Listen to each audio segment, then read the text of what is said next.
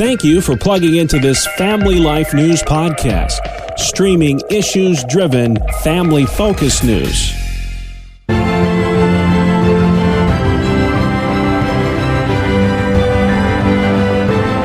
And welcome back to another edition of Capital Connection.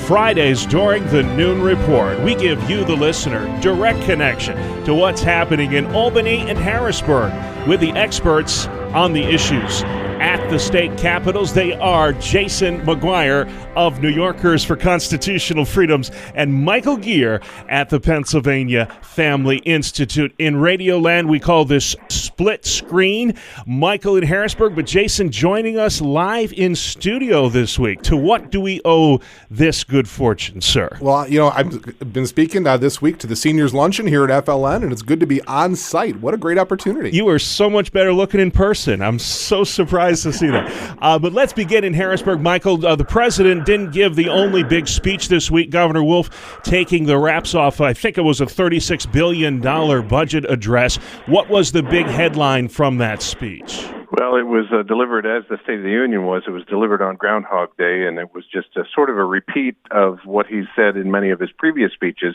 But specifically, a couple of things to note. One is he talked very strongly about gun control. How that fits into a budget speech, I'm not quite sure. But residents of Pennsylvania who are concerned about Second Amendment rights need only to look at the state of Virginia and what's going on there related to gun control and attacks on the Second Amendment to understand the challenges that would come if Wolf gets a Democrat legislature in this next election. Yeah, we'll come back to the speech and talk about how it made national news in a minute, Michael. But Jason, let's talk about bail reform. That is one of the biggest stories in New York right now. There was a huge rally this week for those who want no changes to the law.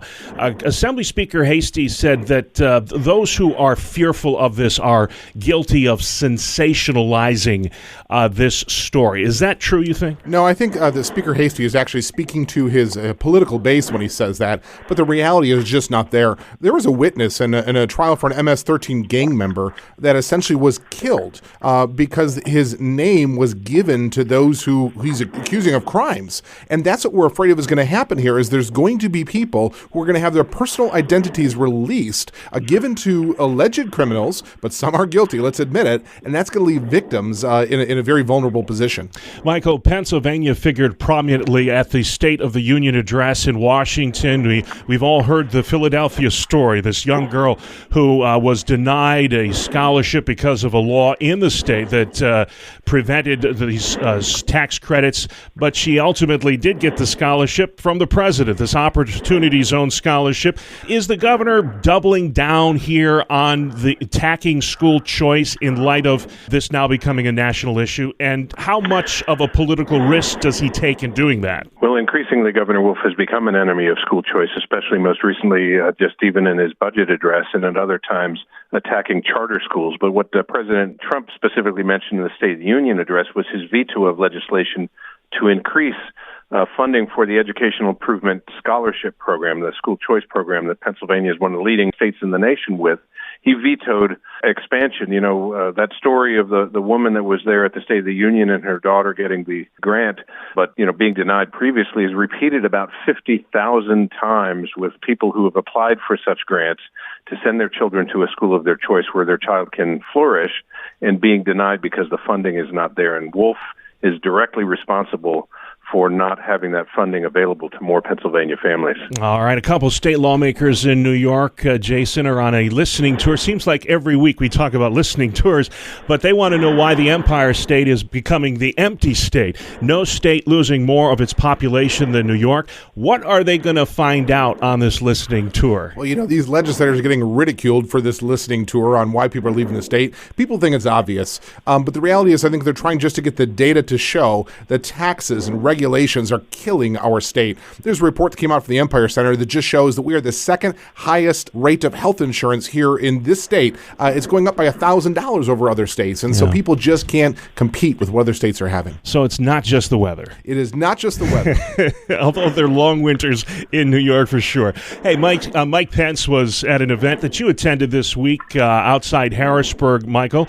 By all accounts, this is one of a half dozen states that will decide decide the election in November. There's going to be so much money, so much advertising, so many candidates. It's going to make your head spin from now to November.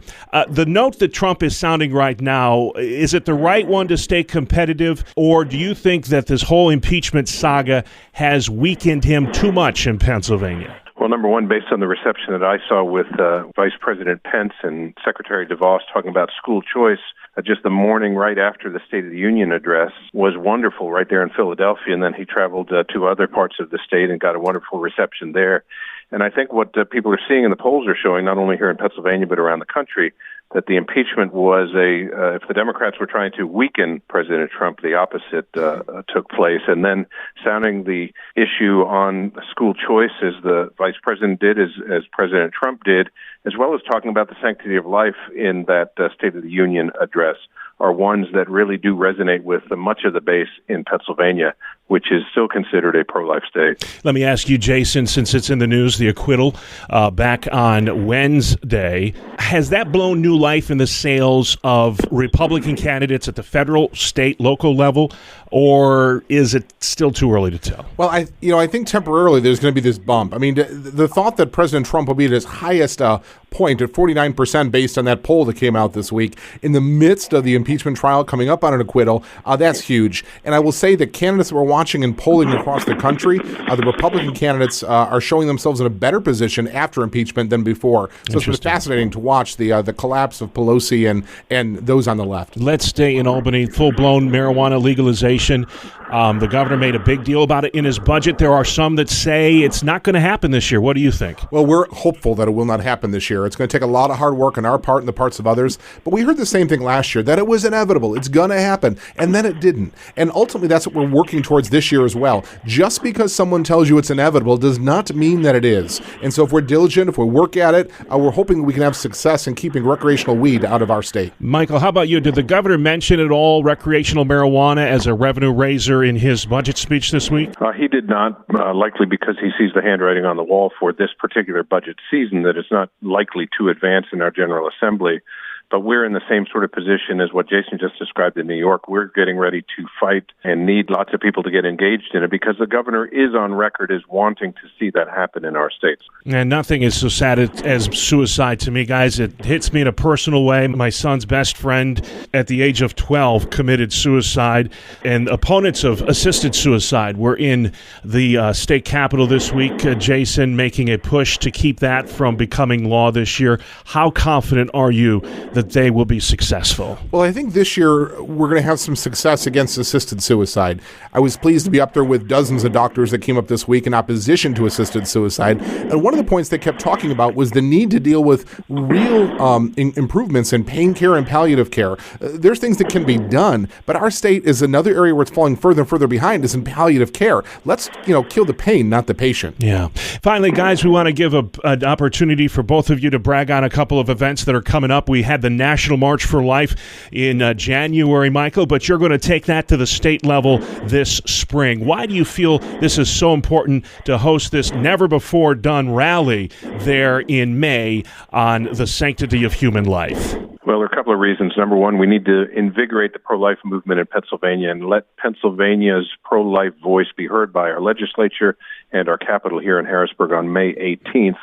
And because we have such a fervent pro-abortion governor who's even put money again for groups like Planned Parenthood in the state budget, we need him to hear that voice as well and to stir up grassroots activity that will last well into the future. We'll be praying for a great outcome for there. So many rallies. This is the time of year, Jason. They had the bail reform. They had the assisted suicide. But none are more important than the one coming up next month, March 17th, St. Patrick's Day, Legislative Day 2020. Why should people make a point of being there this year? Well, we see so many attacks on parental rights in particular this year, whether it's the HPV vaccines or mandatory public sex ed and other issues. Parental rights are going to be huge at the Capitol. And so we're bringing in Mike Ferris from Alliance Defending Freedom. We're bringing in David Barton from Wall Builders. And I trust many folks will come out and they'll get engaged on parental rights in our state capitol. All right, mark your calendar for that, guys. And that is the end of this week's show. But if you've got questions about the great work going on at the Pennsylvania Family Institute, Michael, where can they find you? pafamily.org. And in New York State, New Yorkers for Constitutional Freedoms. Jason, where can they find you? AlbanyUpdate.com.